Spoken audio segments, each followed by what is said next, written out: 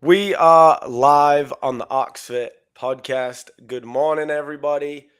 What is it? Thursday? Happy Thursday. Thursday. Hope you're having a great week. It's beautiful outside.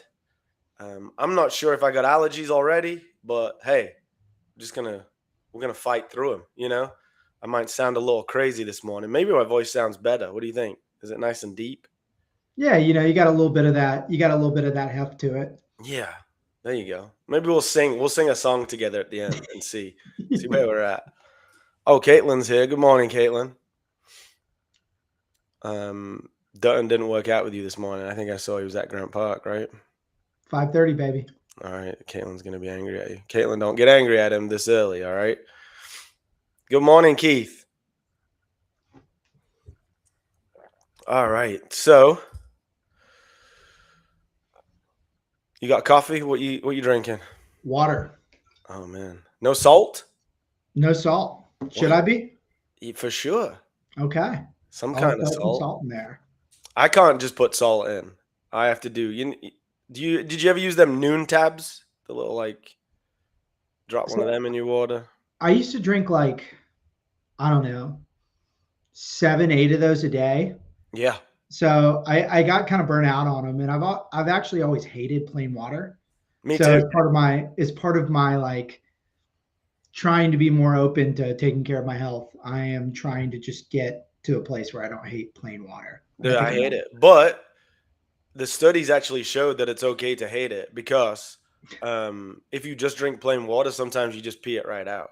Yeah. So, but yeah, the noon tabs can get expensive if you put them in every drink, right? And you But got to be careful with the sugar because there's some of those have so much sugar in them. the noons don't have any, Yeah, from what I've seen. But some of them, like other ones, have a lot. like So, liquid IV, it's almost all sugar. well, that's the thing is I'm drinking that one right now because I couldn't find any noons. Um, I can't remember the name of it. It's the most popular one right now, LMNT or something like, Yeah, element. Element. And that one's they found has a bunch of I'll think of the word, but it's got a bunch of stuff in it that makes your body react. Like diabetics were drinking it and their blood sugar was spiking, and they were like, "What the hell's going on?" Dextrose. It's got a ton of dextrose in it. Oh dang. Yeah, which they don't put on the label. Is that similar to maltodextrin, That's the what it is. artificial sweetener? Maltodextrin. That's what I was looking for. Yeah, my And they mom's don't even allergic to list that. it. Yeah, my They were mom's a they were licensed skyrocketing, naturopath. Yeah, skyrocketing the insulins and stuff. And yeah, my mom. it's got all zeros on the label. They were like, it's fine. Go ahead. Sorry, what were you saying? I was saying my mom's a naturopath, like Okay. nutritionist. Yeah, So she hates all that stuff. She I can bet. she can tell you exactly what's in it and what it's going to do to you. So she'd tell you, hey, just put some Himalayan sea salt in your water. Oh yeah, And I'd be like, oh, God, I have to down that. it's usually that, and then like something crazy. But You drink coffee? I do just black. Yeah. Do you do any like mushroom stuff, coffee mushrooms and all that? I've played around with it before, but it's expensive, and I didn't quite get like the amazing results I was promised. Or so. Yeah. Cedric, I had Cedric on the podcast. You know Cedric, right? Mhm. And he was telling me that before big like events that he does where he's speaking and stuff, he does this. So I bought some Alpha Brain, Oh yeah. and I'd never done it before, and I was wired all day after Do you taking it. like nootropics? This is the first one I've ever done, and it's so expensive. I So use these. They're like non-nicotine Zins, but they're nootropics. NZ, what's in it? And I Does it should work? probably know a little bit better. Alpha GPC, L-threazine, L-theanine, and L-theanine. Okay, But I pretty use much the similar then. Zen. Pretty similar Uh, stuff. yeah, A lot of these L's. these have been my nicotine replacement. Okay, so you were doing Zens? Well, until about a month before I showed up to Oxfit, I was vaping, Oh and shit. I was vaping and running ultras. Oh god. So I use the Zens to get off the vape, and I'm using these to get off the Zens. Oh my goodness. I All used to right, get pretty let's funny looks. let's get into this before we go. So this Yeah. is good. All right, I'm joined by Dutton Steele, which is the best name of any ultra athlete. in the world, right? Like when you came onto the ultra scene, they must have been like, "Who the hell is Dutton Steele? I'm not racing that guy." Well, I had a pretty thick mustache too, so I really think the combination of those two things made me a pretty fierce competitor. I love it. So Dutton Steele's with us. We're going to talk about his 8-week transformation. He's been with us a little bit longer than that now, about 6 months ish. Since late September. Yeah, pretty close. And but there was a period of time right before you came in where you weren't quite Dutton Steele, right? Yeah. You were kind of Dutton soft. What would we call it? Yeah. I can go into that a little bit if you want and talk through that. I'd love to go into that, especially when you just talked about you were vaping and just not in a good place. So I'll start real quick at like a 10,000 foot view. My weight, my physique, my fitness is always something that's been kind of up and down. So I mean, even as a kid, I was 150 pounds and 4'5", right, and was considered morbidly obese. Now playing sports definitely helped with that, and then I got about 6 7 years ago, I got into running as part of my mental health and journey, and I did a little bit of strength training. But I started a new job maybe 9 months ago, and when I did that, I stopped working out. And actually, the way that I started gaining a little bit of weight wasn't really, I was living off of nicotine, Waffle House, and Celsius almost exclusively. And of course, I thought, well, I don't have time to work out or take care of my body. So what I ended up doing is taking GLP-1s. And while that brought the weight down, I noticed a ton of interesting side effects as a result. And really, the core truth of it is it didn't solve the problem that I needed solving. So, like, yeah, I lost weight, but I also, the majority of that weight was muscle mass. And I noticed things like when I would walk my dogs up a big hill, I would be out of breath. Right. And like, I didn't have the energy or the capacity to really go work out. And what ended up happening for me is that, like, I got to a place where I didn't have an outlet in physical activity to deal with my emotional or mental stress. So, like, while I looked somewhat okay, with clothes on, um, I wasn't really dealing with the stress of my life and taking care of myself. And the turning point for me actually was my employer. They do like a retreat for new hires, and they really emphasize like the people that make it in our profession and our career are the people that take care of themselves mentally and physically. And I kind of had this little oh shoot moment where I looked at myself, I looked at how I'd been eating and how I'd been living, and said, well, this isn't going to do it long term for me. I'm stressed, I'm not sleeping well, I'm angry, and I need to make a change. And coming into Oxfit was interesting for me because I had a background as a, like, I don't know if I call myself elite, but very competitive endurance athlete. And one thing I've learned in my life is that I usually get stuck when I don't ask for help.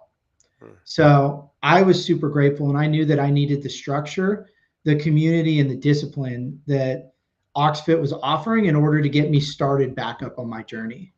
And since then, man, it's been amazing. I mean, even like, I remember there was a period, maybe like 3 weeks in, where, like, physically I haven't changed much, but I was walking the dogs. I wasn't out of breath. I could feel my muscles tight.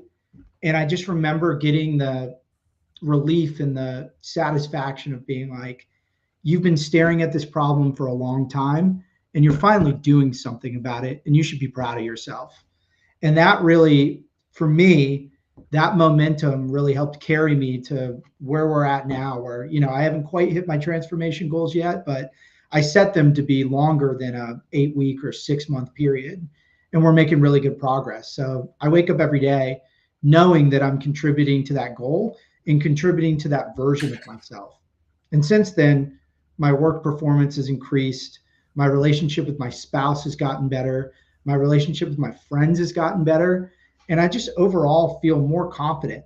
And it's not just because I'm working out every day, which definitely helps with stress management, but it's also because, like, I'm surrounded by other people trying to do the same thing. And that's more powerful than I gave it credit initially.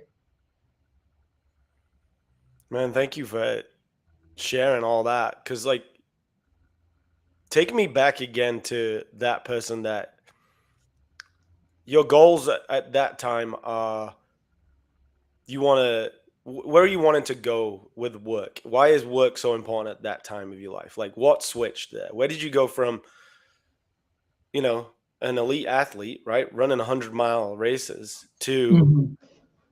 it's not a priority at all, and instead I'm gonna take GLP-1 to band-aid over that. You know what I mean? Like, how does that shift happen? Well, as part of that transition too, I had gotten injured. I had taken the running thing way too far Mm, because I wasn't really willing. I had a coach at the time, and I wasn't really willing to listen to him. So I was running anywhere between 8 to 14 miles a day, 7 days a week, and mhm, not giving my body the recovery I needed. And I got to the point where I knew I had to take some time off of running, but I had tied so much of my identity into that, into being that person, that when I got off of running, I didn't really know how to cope. And mm, like, it's really hard to go from being really good at something and like having that be a foundational part of you and your story and who you are, to losing that thing and then having to be a newcomer at something else again. mm, And like, for me, like, I grew up around weightlifting, I grew up around working out, and like, it was cool that I could run 100 miles, but I couldn't do 10 push-ups. mhm, So like, I look at myself right now, and my goal isn't to do another ultra, or at least not another 100 miler. I may do some more shorter races in the future. But when I look at who I am, I was actually telling a friend about this. When I look at who I am now and like my physical condition, like, I can get back to running. I've been running 2 to 3 days a week just for fun, which is something I couldn't do for quite some time. And like, if you look at that level of fitness plus the strength, I think I'm all around in better shape than I was even at that period of my life. And that's been really fulfilling. So to answer your question in a very long way, I think the shift for me is I lost a huge part of who I was, mm. and I didn't really know how to cope with that. So I, instead of trying to diversify it into other parts of my life, I just poured it all into one central thing, which at the time was a new job. Yeah. And you kind of, it sounds like you had that all or nothing approach a lot. It was like, it was all in on running, and for most people that would be, I'm all in on running, I'm going to do a 5K, maybe a 10K, build up. For you it was like, I'm going to do 100-mile races, and I'm running how many miles a week was it? Like anywhere between like 90 and 110. Yeah. Maybe I'd take a down week at 70. And then you get injured, obviously, from doing that and no strength training, and then you throw it all into work with exactly the same amount of, it was like, well, I'm gonna do an ultra work, right? Like, it was like ultra office Yeah. or something like that, and you just all in on work. And now it sounds like you found a balance. Obviously, that part of you is not gonna go away, right? You're driven that way. So I imagine every day you come in the gym, you're trying to get better. Great. But it sounds like you found a different kind of goal, or a different kind of, you want something else from the gym. It's not just about like a finish line anymore for you. It's like a way of life you're trying to build. 100%. And I think I've learned that for a really long time, I was trying to do everything, or everything. And I've learned that you can do anything, but you can't do everything. And Mm, like, when I look at my day and I look at the way that I structure things, is I kind of tell myself, all right, you got a battery at 100%, and you're going to dedicate parts of that battery to different buckets of your life that you care about. And what I used to do is just put 90% of my battery into the one thing that I was trying to do. And now I look at it as a little bit of, it's going to ebb and flow. Some days the gym is going to take 30 of that. Some days the gym's going to take 15 of that. Some days work's going to take 80 of it. Some days it's going to take 50 of it. mhm, And I've just, through, talking to other people and like learning and listening, I've just found that like, there is no perfect proportion for my life. It is a daily reprieve where you have to sit and assess those things. And like, the thing I love about having a community around my fitness too, and like having the structure, is that I tried to work out on my own. And I have a home gym that I use sometimes, but like, even when I did it on my own, I got exhausted trying to ask myself, like, oh, I've done this workout 5 times this month. This is boring. Or am I even doing the right things? And it's so nice just to be able to show up and know that y'all got me taken care of, that we're Mhm. doing something for a purpose. There's a plan, there's a progression, and all I need to do is show up and put in the effort. And that to me takes off a huge mental load and just makes the experience way more enjoyable. That's good because for somebody like you, right, that's done all that in the past, and then you coming in and you have to kind of be a little bit vulnerable coming into something new like this, where you have to trust the process. And working with me for the first 30 days, when you have all this knowledge of health and fitness, um, I strip it right down to basics for the first 30 days. And I'm like, hey, we're going to build a foundation here that most people skip. You know, most people are like, tell me what macros I should be in. Especially people like you, right? Like, no, I want it all and I want it now. Yeah. And I was like, no, no, for 30 days. And I think I remember you being like, well, how much protein should? And I was like, I don't care. How much? Mm-mm. How much should I be working out? Shall I go running in the afternoon? No, you're not in shape right now. You're not very strong. You need to come here once a day, maybe 3 to 4 times a week, and you need to focus on just eating clean, right? And like for you to go back and do that is a huge. Am I still here? Yeah, you cut off at huge. Okay. It's a huge credit to you to being able to step back for a second and be like, hey, yeah, let's build some foundations here. And then the 5 basic foundations: eat clean, um, do something positive to start your day, get outside, um, work out 3 times a week at Oxford, and then take some protein and some vitamin D, right? And for you, you're like, I know all this, right? But everybody knows all this. Everybody has a dumbbell at home. Everybody, but that's not what it's about. And that's what is a credit to you, as you said, yeah, let me build these foundations for 30 days. And then foundations are now things that we're building on to get you to where you're at now, you know? Yeah, and it's still fun and it's still really fulfilling for me. And I think it's cool. Like for me personally, I think I've learned through other experiences in my life that the things I think I know are usually the things that are going to kill me. And when I'm set in my ways, I am eliminating an entire universe of other possibilities. And luckily, I've had other places in my life where I've had to come to that conclusion. And that's, I think, what made it easier for me to do that with y'all.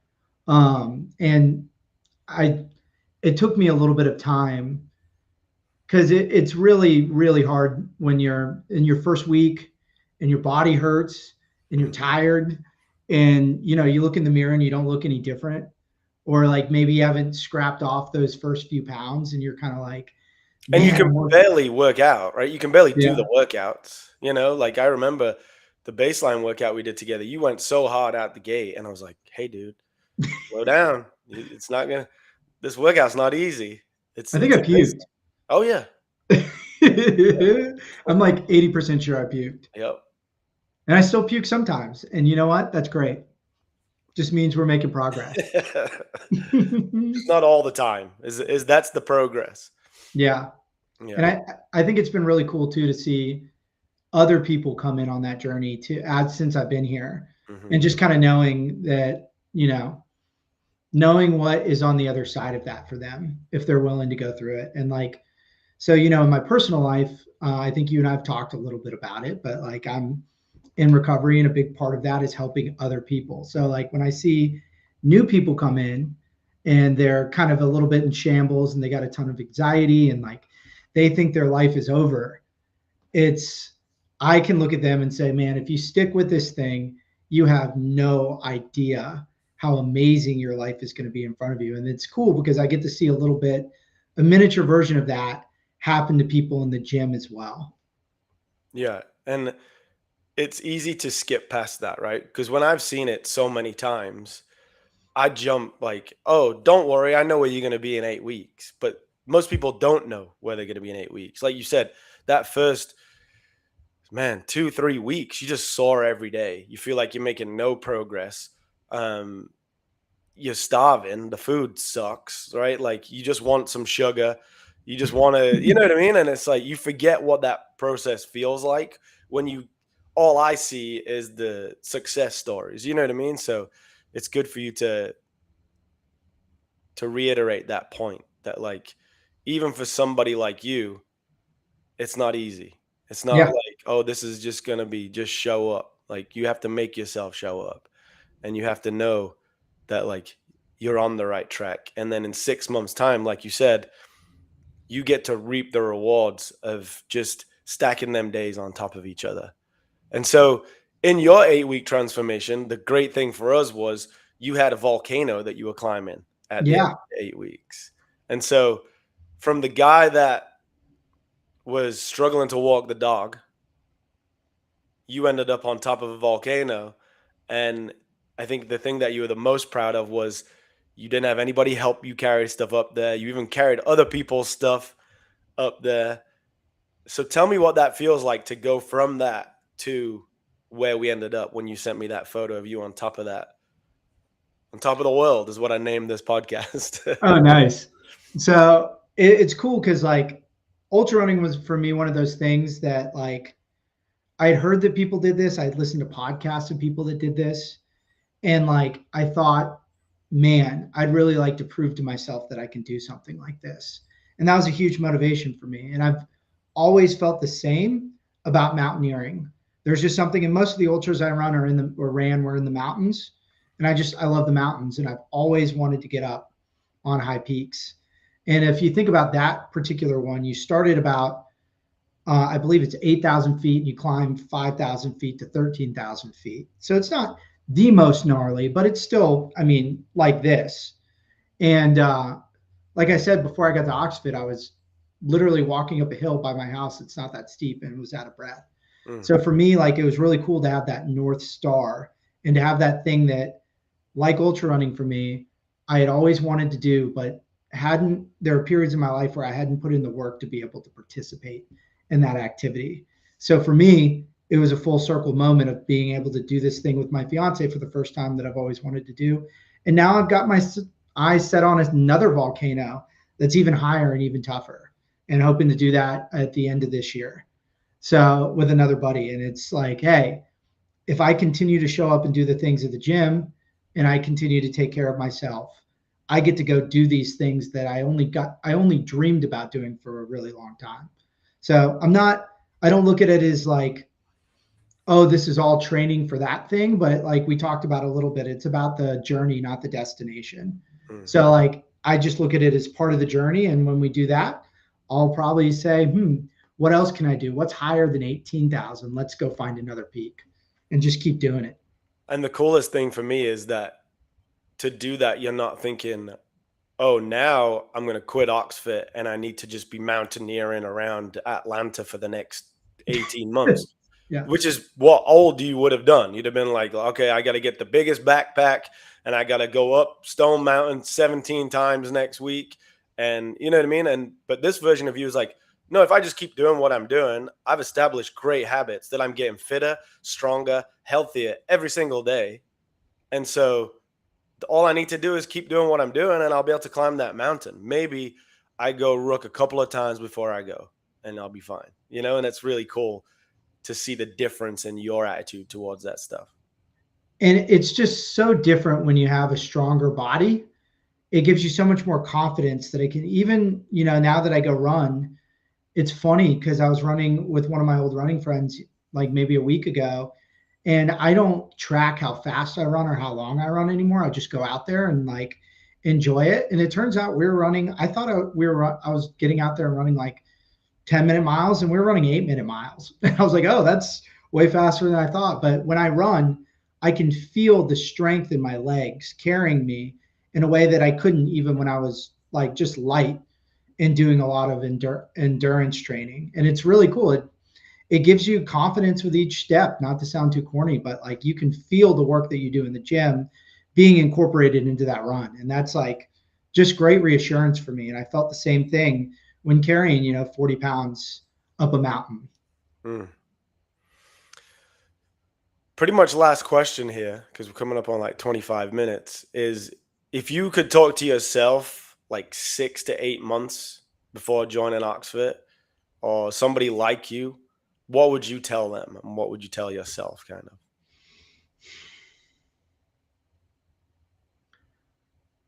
I think I would tell myself, number one, accept the fact that it's going to take a little bit of time and give yourself some grace. And number two, don't just look at who you want to be in 6 months. That's an important thing to motivate you, and it's a great North Star. But find those little wins along the way. And that's like what I continue to do that continues to keep me engaged. Like the other week, we were lifting and I hit a weight that I hadn't hit since high school. And like, does that mean that I'm at my goal? No, but like that's a really cool thing to carry with me throughout the day. So Yeah. I would say, like, look for those little moments that are going to propel you forward and give you that win for today. And like really focus on those. And if you do that, you'll kind of just be at your goal before you know it. Yeah, I love that. And what about any hesitations coming into Oxford? I mean, I think the biggest thing for me was like, how do I know that this is the most optimal thing? And like, here's the thing, if you're like me and like you're always trying to optimize things, you're letting perfect be the enemy of good. And like, I've found even through like now I track my macros and I do all this stuff. And I built an app for it. And like, Mhm. I used to worry about like, well, what happens if it's 120 calories and not 100? And like the consistency of behavior and awareness over an extended period of time is what drives results. And y'all provide the structure for me to be able to do that. So like if you're questioning which gym to join or whether you should join a gym or whether your gym has the right philosophy, like I guess I would say just quit wasting time trying to figure it out and just go start doing it and you'll get to where you want to be. Yeah, that's awesome. Yeah, and just to talk about what you said there, like I think a cool thing that we try and talk about a lot is try and beat yourself. Don't try and beat high school Dutton. Don't try Yeah. and beat ultra Dutton. Like the reason we do every quarter we have a new scorecard and we have new goals is because the goal is just to beat the person you were 3 months ago, right? Mm-hmm. All the time I see people hit a weight and a record that they haven't hit in years and they go, well, when I was this age, I did that. And it's like, no, no, no. 3 months ago, you didn't do that. That's a PR. Like, celebrate PRs, like, celebrate the goals along the way, right? Like, stop comparing yourself to who you were a decade ago, 2 decades ago, even a year ago, right? Like, every time you go up in a weight, you beat your score by a round, you get an extra push up than you did a few months ago. It's a win. Yeah. And that's what I love about what we do is like our goal is to celebrate them wins and to celebrate them results and see them results. And yeah, I just want to celebrate you. When I see you working out now, it's a different guy that walked in, right? Like there's a different level of confidence I see in you that I love to see, where it used to be like I could tell you're in a rush to get somewhere. Whereas now I see you just in a process and you just enjoy training and you know you don't have to PR today. Mm-hmm. It would be nice. Whereas before, the first day you came in, it was like, let me show Ant that I used to do this powerlifting thing. And I was like, hey, bro, I don't care what you used to do. Yeah. I just care where we're going. And I think you care where you're going now rather than where you've been. And that's going to be cool to see over the next 6 months to a year where we end up. So thank you for having that beginner's mindset and being able to go to that place because that's where all the magic happens in our program. So And I I'll appreciate you. close on this because I think you brought up a really good point is that, I had to come in and not expect a PR every day. And there are days where I come in and I just don't have the same juice that I have every day. And that's okay. And the win is showing up and giving it what I have. And usually the person next to me or two benches over, two stations over is having their best day Mm, and everybody's encouraging them. And mhm. like that's a really cool thing too, is that like it's not just about how I'm doing in the gym, it's about how everybody's doing in the gym. And somebody's always having their best day. I And that's love a it. pretty cool thing. That's a great mindset, man. So just want to, before we wrap up, look at some of the chat. So Lauren said, "You're going to be looking so fit and strong on your wedding day." Let's hope so. We will. And then Chris Cass said, "Great advice when you were talking about celebrating the little things." And Keith said, "It's not okay to hate water." And we don't hate water. We just hate the taste of it. So, Yeah, fair. and that might be because of all the fluoride that's in it. So, just to wrap it up with a controversial statement. All right, man. Thank you so much. I Yeah, of really course. enjoyed. I really enjoyed talking to you, and I think um, I hope somebody else listened to this and are in that same place where they're just working, working, working, and thinking they don't have time. When you're a perfect example that if you just make a little bit of time, then work will get even better, and your life will get even better. And so, have a great 100%. day. See you in the gym. Yeah, I'll see you tomorrow. See you tomorrow. All right. Thanks, man.